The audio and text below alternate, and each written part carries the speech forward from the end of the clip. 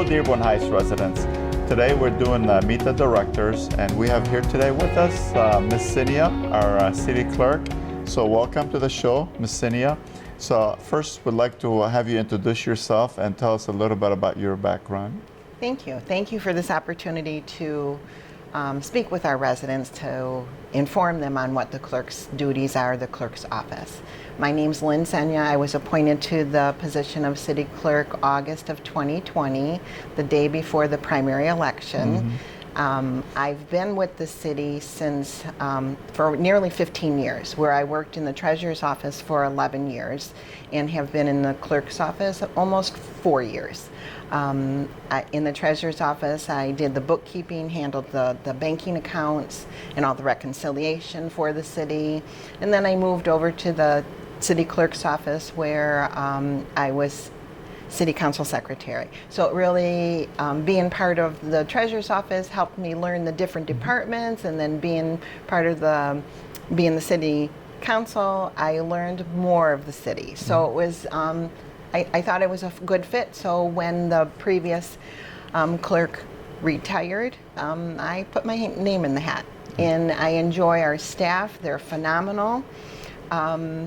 Going back a little bit, I have been a resident of the city for 36 years, almost 37. I have 2 daughters. They were both born and raised here in Dearborn Heights, graduated from Crestwood High School, and my heart is in our community. A little more background, just so that you know.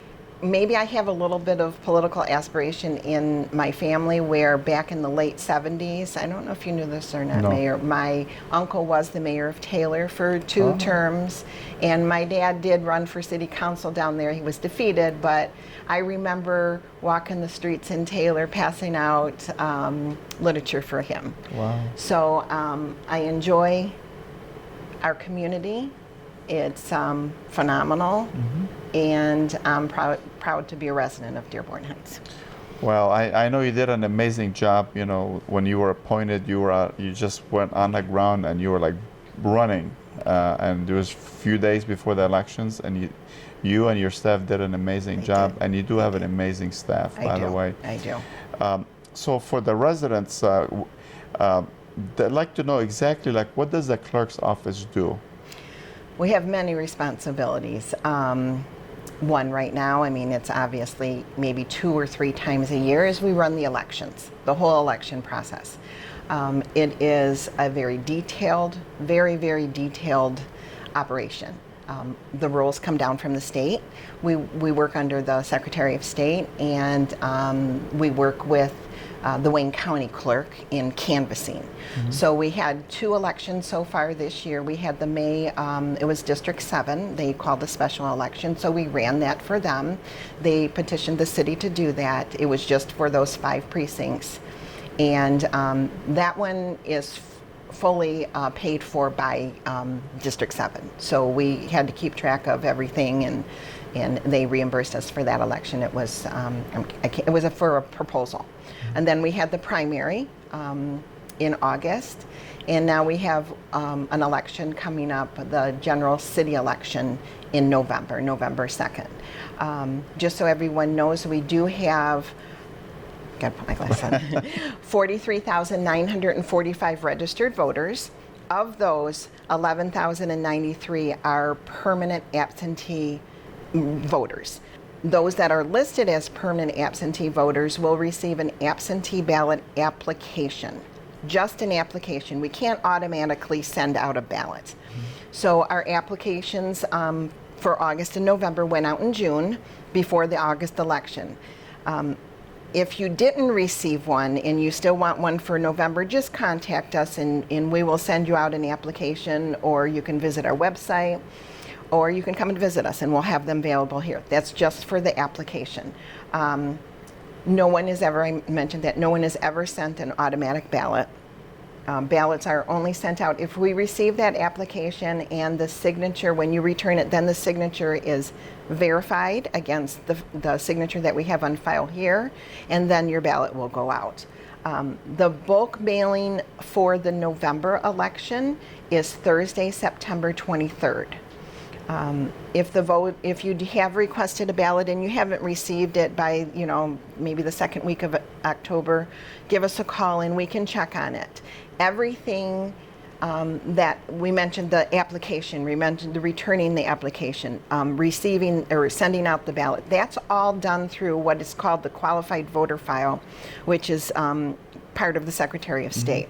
So you can follow the process of your application and your ballot by going to www.michigan.gov/vote.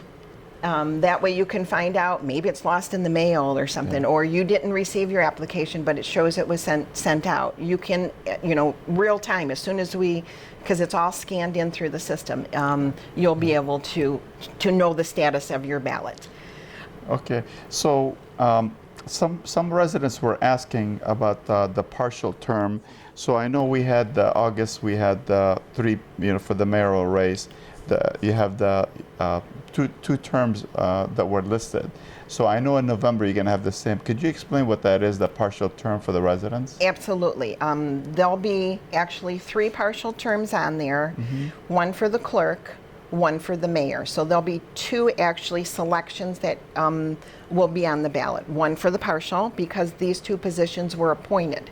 So according to charter, that partial, you were appointed, say I was appointed August 2nd. That will go until the next general city election, which is November. Upon certification of the election, which is usually within 2 weeks of the election date, then that person will serve that partial term from, say, November 15th until the end of the year. That's all according to our charter. And then there'll be a full term on. There will also be one for city council that was vacated when Councilwoman Lisa Hicks Clayton was elected as treasurer. So that will run from the certification of the November election until 2023, I believe it is. Yep, December 31st of 2023. So, and then there'll be the full terms. All this information is located on our website, and we can put it on here as well. Okay, so one last thing. I know you're looking for a lot of people for the polls. Could you tell us exactly how to apply real quick? We have a couple minutes left. Absolutely. We are always looking for election inspectors. It's a long day, but it's very rewarding to be part of the process, because it is a process and it's a privilege to do this. The day starts at about 6 a.m. And runs till, could be the polls close at 8 at night. It could go till 9, probably about 9, 9 or 10. You get paid, you do get training, and the elections inspectors that we have now, we have a chairperson and a co-chair. They're knowledgeable. It's nerve-wracking at first, but don't be afraid, because there is help. You can observe, really. You don't have to be on the laptop right away. There is training for the electronic poll book. There's training for the whole election day. And then you do get compensated for the election day. We have applications for the election inspector here at our office at City Hall. It's available on our website, and you can always call and get one. Okay, well, thank you, Ms. Senia.